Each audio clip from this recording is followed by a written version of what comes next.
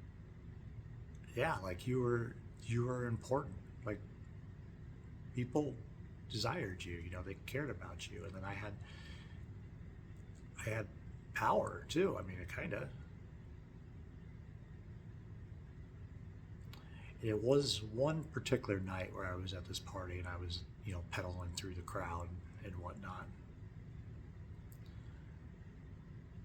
that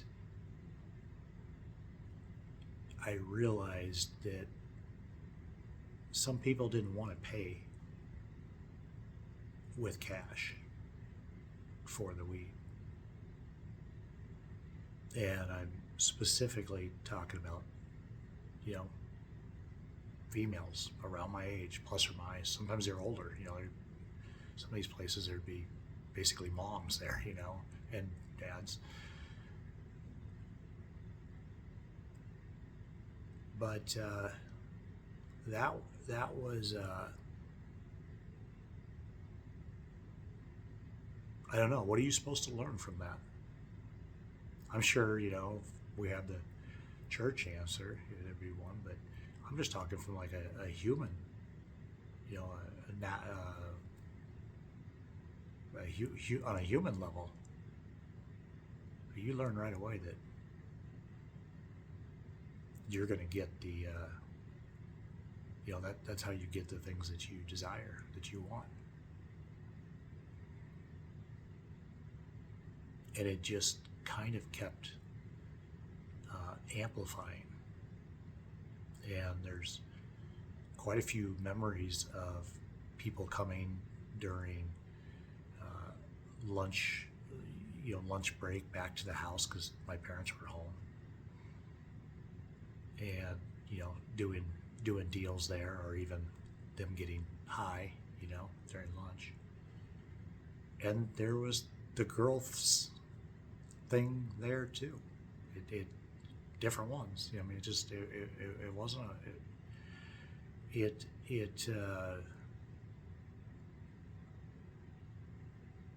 I could definitely see the lure. Well, it didn't take long when you get popular for the first time and known to start getting a little paranoid. And I'm carrying a cell phone. My parents don't know about it, but I'm carrying a cell phone, not the bag ones. This, you know, that I had acquired because of the money. So I would say, you know, safe to say, at my high school in that year, I was the only student, and including the teachers and all that, that had a cell phone, especially one like that. But it was growing, and the business supported it. So I don't know if you guys know what's coming next, but or if you probably figured it out, but there's some worry that starts to creep in. There's some nervousness. There's some protecting yourself. And so I remember exactly where I was and when, and I bought a gun so that I could protect myself, protect, you know, as I'm doing these deals, and not all of them are in the best of spots, and that paranoia is kicking in, and just all of it. And I carried it with me. Yes, I'm one of those people that you read about. Did I carry it to school? Yes. Yep.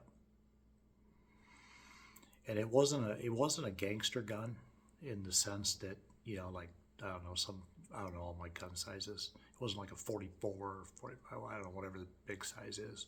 It was a 22 because I wanted something little, you know, that I could carry everywhere. And it went everywhere I win. And once again, not saying right or wrong, but that sure does give you a boost of confidence, and your fears go away, and your, my paranoia kind of went away,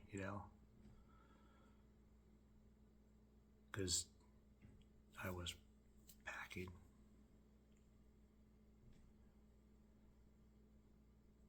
And that pretty much goes to about the time that Dad died. I'm trying to think if there's anything else.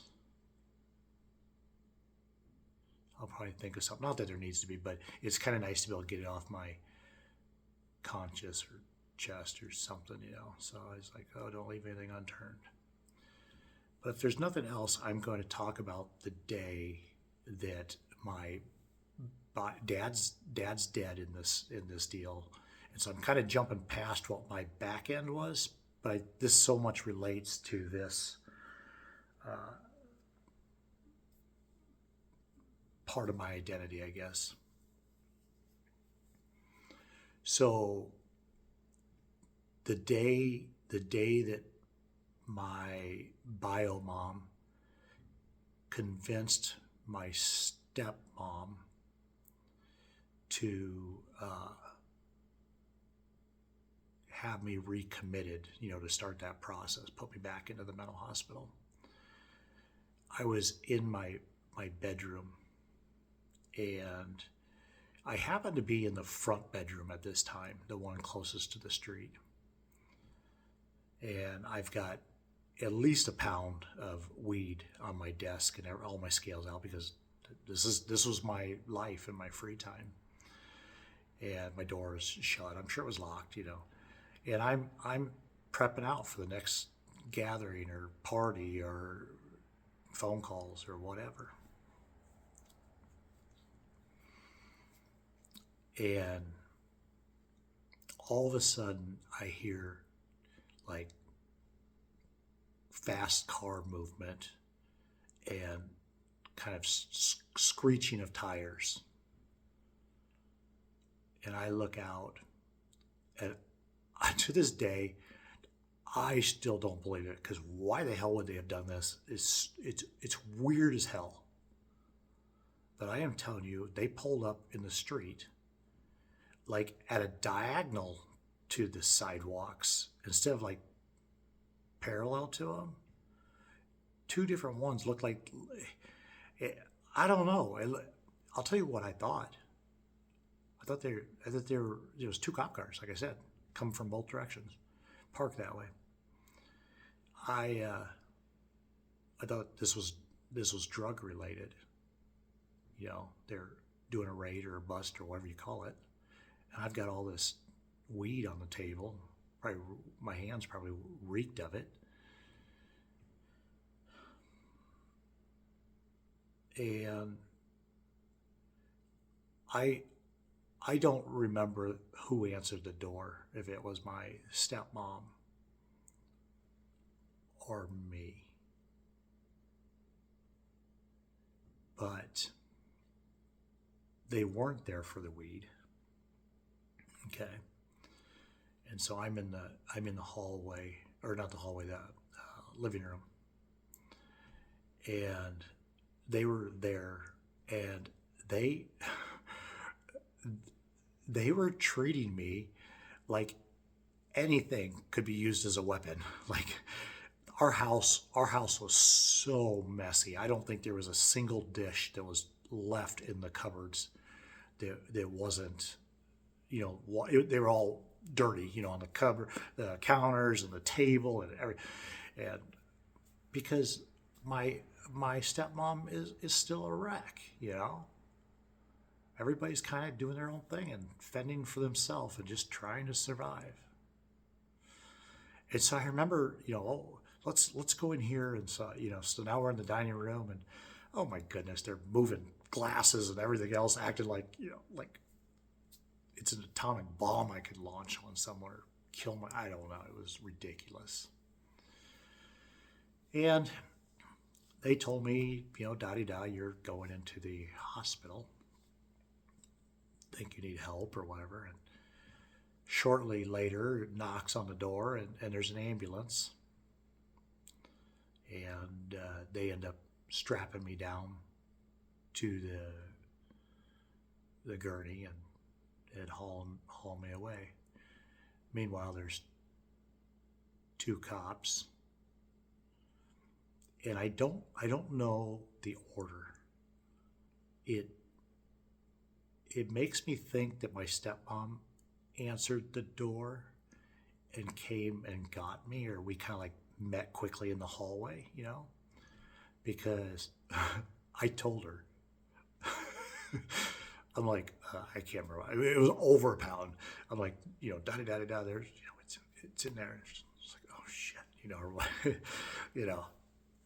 and so I guess that was hers.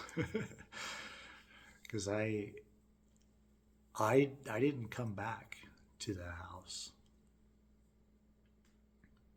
I went in, and if you listen to one of my other videos, you'll know how that works, because this is not necessarily that story, but just to give you a light.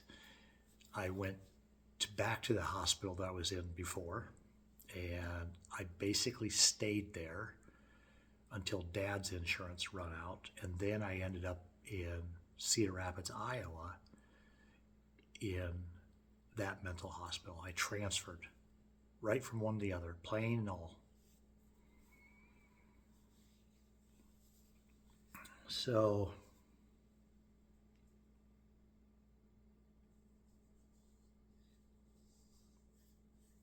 it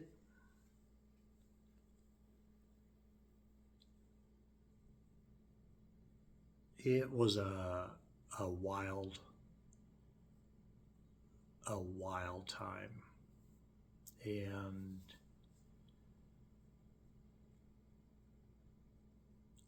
anyone that's known me for a while, and I'm not saying that it's completely over, okay? Well, it's not over, because there comes a point in my my story where the weed in Iowa sucks. It's ditch weed. I can't remember if I tried or what, but it's just low grade shit. And so I probably made 2 or 3 runs with quite a bit of weed, 5 or 10 pounds at least each time. And I was running it from my same supplier in Arizona to Iowa, and really just picking up where I left off before. Everything was the same. The power, the fame, everyone loved you, you had what they wanted, and you were the highlight of the party. You were pretty much cooler than any of the dudes. Kind of made you, and I'm not saying across all girls that exist, but I guess you'd call this clientele or whatever, but there's a lot of people do weed. You're desirable with the ladies there too.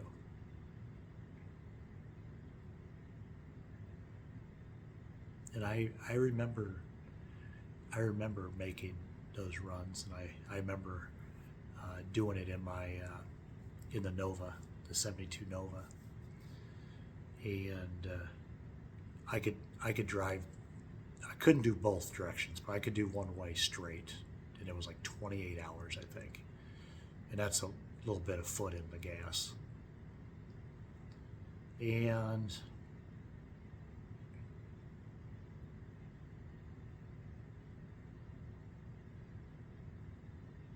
I think probably what ended up bringing that to a halt was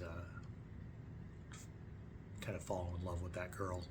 The one I say was a really good girl. And that just kind of came to a stop, I guess.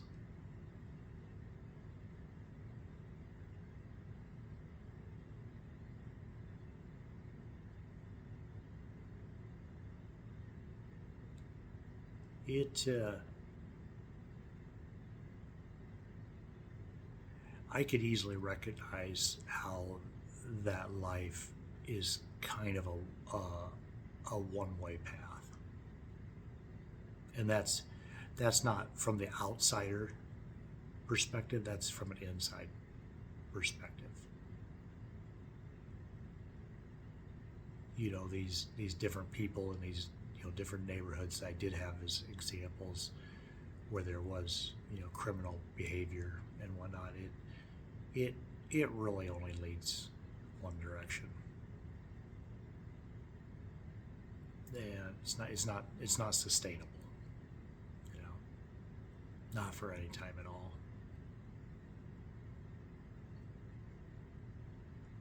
And so,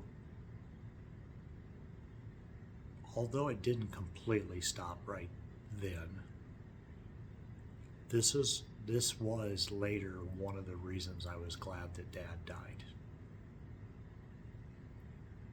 Is because obviously that put in the chain of events that removed me from that situation, because it wasn't a good one, and there was way too much self-confidence and cockiness that was coming along and growing with that life. And so that is a very small morsel. It's not a 30,000 foot view, it's more like a 15,000 foot view. But this is why I've always told the kids, there's more. They're just later in life, and I don't feel like jumping past this house, because that's kind of what these have been held to, is like this location. So I've always told the kids that there's pretty much nothing that they will do that they could tell me and I wouldn't understand. And I've mentioned drugs more than once, not shared so much this, but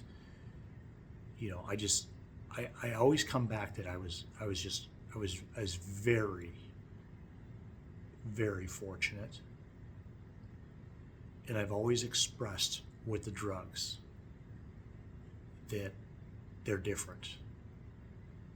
They're not like, and I know there's still some bad ones when I was a kid, but the problem now with the drugs is they actually on purpose slip in other stuff, fentanyl, meth, into just your normal weed. And you may say, well, why would they put those more expensive drugs in there? Because they want you addicted. And the weed is the gateway drug, and next thing you know it, you've got a habit that you cannot stop. It's to death do we part. So it's not the same playing field. It's not a level field. And the thing I always have shared with them regarding the law, or kind of criminally stuff, I was very fortunate there. The law is less tolerant today. Very much less tolerant. and you just you can't you can't take the risk.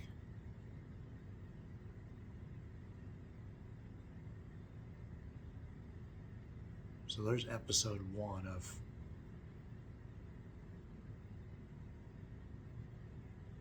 I did some really stupid stuff. I'm still trying to figure out why that happened. Maybe when I get done telling all this story, somebody can go, well, here's exactly what happened. Da-di-da-di-da-di-da-di-da. Yeah. So, thanks for tuning in.